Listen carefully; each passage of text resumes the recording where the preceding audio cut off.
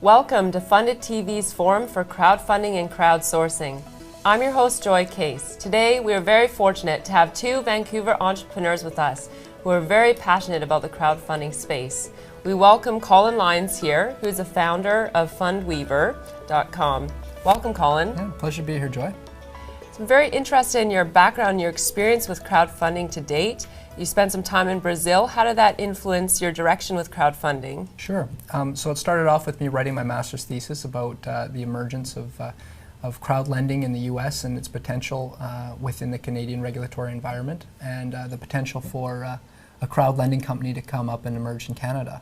But very quickly I saw the success of the donation-based crowdfunding model throughout the U.S. and in particular some very good friends of mine who started the first crowdfunding platform in Brazil and seen its success and seen the social implications of that success. So very quickly I transitioned away from the idea of the securitized crowdfunding model and moved towards that donation-based model.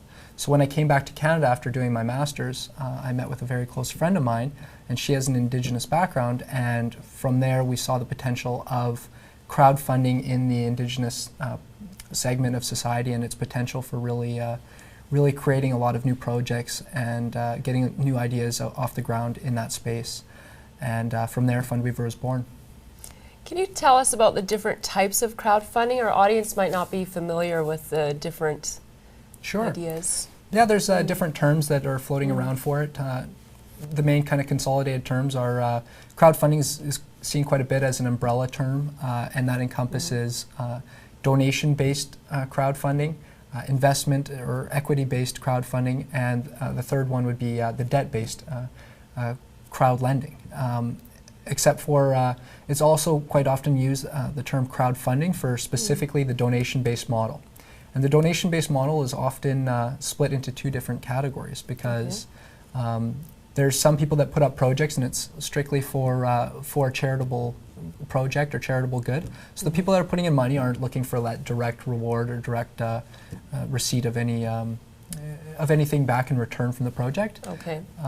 But sometimes there are also these projects that go on that offer rewards that are a tangible good, and they're looking to receive that reward, a bit more of a direct benefit in return. So you have those two models. You touch on the pre-sale model. I've heard that's very effective in selling a product before it's actually released and available. Yeah, it's quite interesting. So some people, obviously, like I was mentioning, there's that charitable side, but there's also this idea of pre-sales.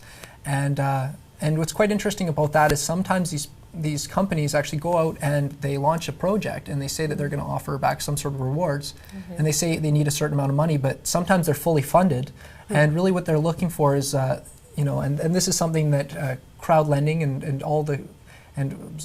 crowd equity and crowdfunding offers, is this ability to not only raise funds but also raise awareness for a project. So at that stage, they're still in the planning stages, or they're already ready to go, they already have the funding, they launch their campaign, and they get those initial users, initial feedback, and they're really able to formulate the very final product with that help. And so this is another method that people are taking, is this idea of pre-sales.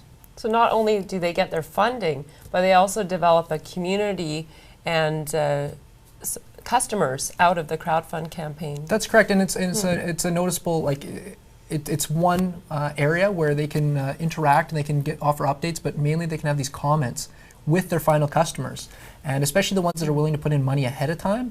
It goes to show that these are the true people, they're true believers, and so when you can support them and what they're looking for, you can really have a final product that wins. Yeah. So a lot of people think that crowdfunding is where you post a project on a site and all of a sudden money drops from heaven. It's just simply not the case. There's a lot of crowdfunding campaigns that don't work out very well. So what makes a successful crowdfunding campaign? What are the elements of successful? Well, yeah, that's true. Is often people, they just look at it as though there's just money out there in the internet and people are just going to randomly look at their campaign. It's similar to when people actually put up a website and they just think that once they put up that website, everybody's going to go look at it. Well, that's not true. There's millions of projects in the same concept. There's there's trillions of websites. So what really has to take form is they also have to work on building that crowd And that's why we see some of the campaigns that are actually the most successful are ones where it's already done by musicians or done by artists or filmmakers, where they already kind of have that fan base. So really what they're doing is they've already built that crowd, and all they're doing is really kind of activating it. They're using that, that crowd that they've already built in order to get the funding for the project. But for others, if you're going to be putting on a play or anything else and you're going to look for people to buy tickets at the door, you'd have to go out and put up posters and so forth. So it's the same concept where people really do need to go out there and reach out and put in their own groundwork for their campaign. So the pre-marketing aspect is very important. It's very important, and it's also very important that you communicate with the people that are putting in money and communicate with those that are kind of interested, because ultimately if you just put out your project, it shows that you're not really there behind your project. And I mean, it loses this whole collaboration aspect, which is why people are energized to put in money to begin with. Do you see crowdfunding as a passing fad or as a new way of doing business? Well, I see it as like a necessary new way of doing business. A lot of people obviously in our generation have neither seen any sort of a depression or seen interest rates of 20% on their loans. So we've been, fortunate to have quite a bit of access to capital, but we're going to really see this as being a transition that is really a necessity. People talk about that, about the government making these efforts to create jobs, but really what this is people are going out there and they're saying, you know what, I'm not working for a company, I really want to get this project going. And whether it's going to have a direct impact on the person putting in money, as the potential of them being a customer under pre-sales, or it being a charitable donation that has an overall greater good, I mean, they're really building out something that they believe in, and they're asking other people to come behind their ideas. And I really see that as being the next formation of the economy. I mean, when we look and we see these booms and busts, and we see the shifting of resources and labor, I mean, with crowdfunding, you have this kind of bottom-up change, which happens a lot faster. So rather than the government trying to say, okay, we're going to try and create jobs by building a road or even fixing a road that already exists, all of a sudden we're having people saying, okay, look, I'm going to create this. These are how many people already want to be a part of it. This is who I'm helping. They're creating a job for themselves. Often they're creating jobs for others. And through crowdfunding, they're also able to even just show, hey, here's my market. And then it's easier for them to get investment beyond that from other people, from angel investors or even from banks, by saying, look, I already have orders. I already have people that love this product. They're ready to go. Can I get that second half of my funding? I got half from crowdfunding. So we're really going to see this really emerge in what I believe is the next stages in our economy. It's very exciting because it increases the speed and efficiency of getting things done and cuts out some of the layers and levels of bureaucracy. So. Definitely. With your experience with Fundweaver, just tell us one thing that you've really learned from Fundweaver that stays with you as you move forward into this industry.